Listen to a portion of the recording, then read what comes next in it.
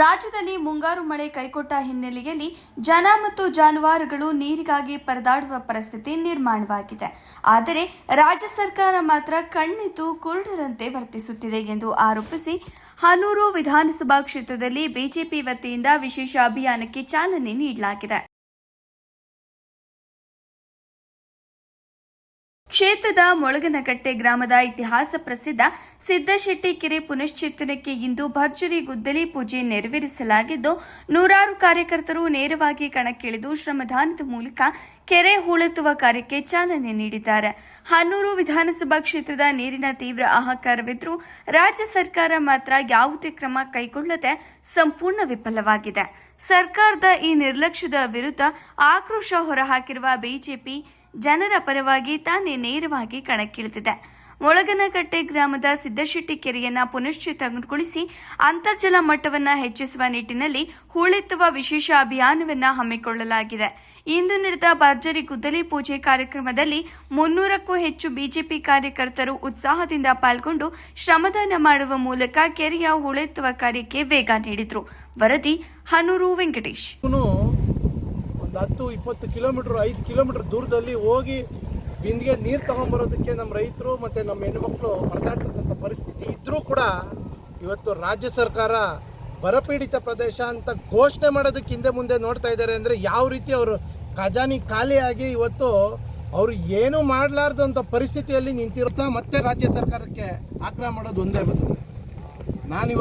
ನಾವು ಏನನ್ನ ಮುಂದೆ ಬರ್ತಕ್ಕಂಥ ದಿನಗಳಲ್ಲಿ ನಮ್ಮ ಜಿಲ್ಲಾಧ್ಯಕ್ಷರು ಆದೇಶ ಕೊಟ್ಟಿರೋ ಹಾಗೆ ಮತ್ತು ಅವರು ಏನು ಇವತ್ತು 50,000 ರೂಪಾಯಿ ಕೊಡಬೇಕಂತಂದರೆ ಕೂಡಲೇ ಜಿಲ್ಲಾಧ್ಯಕ್ಷರು ಮತ್ತು ನಮ್ಮ ಜಿಲ್ಲಾಡಳಿತ ಇವತ್ತು ಏನು ನಮ್ಮ ಇವತ್ತು ಜನತಾ ಪಾರ್ಟಿ ವತಿಯಿಂದ ನಾವೇ ಕೆರೆ ಉಳುತ್ತುವಂಥ ಕೆಲಸ ನಾವು ಮಾಡ್ತೀವಿ ಅಂತಕ್ಕಂಥ ಮಾತು ನಾನು ಹೇಳ್ತಾ ಇದ್ದೀನಿ.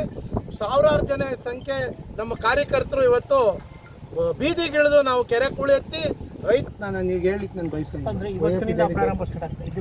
ಖಂಡಿತ ಇವಾಗ ಮುಂದಿನ ವಾರ ನಮ್ಮ ಮಹಿಳಾ ಮೋರ್ಚಾ ವತಿಯಿಂದ ಮತ್ತೆ ಇನ್ನೊಂದು ಕೆರೆ ಹಮ್ಮಿಕೊಂಡಿದ್ದೀವಿ. ಕೌದಳ್ಳಿ ಭಾಗದಲ್ಲಿ ಮಹದೇಶ್ವರ ಮಂಡಲದಲ್ಲಿ ನಾವು ಕೌದಳ್ಳಿ ಭಾಗದಲ್ಲಿ ಇನ್ನೊಂದು ಕೆರೆನ ಆಯ್ಕೆ ಮಾಡ್ಕೊಂಡಿದ್ದೀವಿ. ಮತ್ತೆ ಇನ್ನೆಲ್ಲೆಲ್ಲಿ ಸಮಸ್ಯೆ ಇದೆ ಅಲ್ಲೆಲ್ಲ ನಾವು ಗಮನ ಕೊಟ್ಟು ನಾವು ನಮ್ಮ ಕೈಲಾಗದಂಥ ಸೇವೆ ನಾವು ಖಂಡಿತ ಮಾಡ್ತೀವಿ ಅಂತಕ್ಕಂಥ. ಪ್ರತಿ ತಿಂಗಳ ಮಾಸಾಸನ ಬರ್ತಾ ಇತ್ತು. ಅದು ಕಳೆದ 7-8 ತಿಂಗಳಿಂದ ಈ ರಾಜ್ಯ ಸರ್ಕಾರ ಬಿಡುಗಡೆ ಮಾಡಿಲ್ಲ. ಎಷ್ಟರ ಮಟ್ಟಿಗೆ ಅದರ ಅವಶ್ಯಕತೆ ಇದೆ ಅಂತಂದರೆ ಬರುವಂಥ 600 ರೂಪಾಯಿಯಲ್ಲಿ ಪಾಪ ಅವ್ನು ಜೀವನ ಕಟ್ಕೊಡುವಂಥ ಕೆಲಸವನ್ನು ಮಾಡ್ತಾಯಿದ್ದ.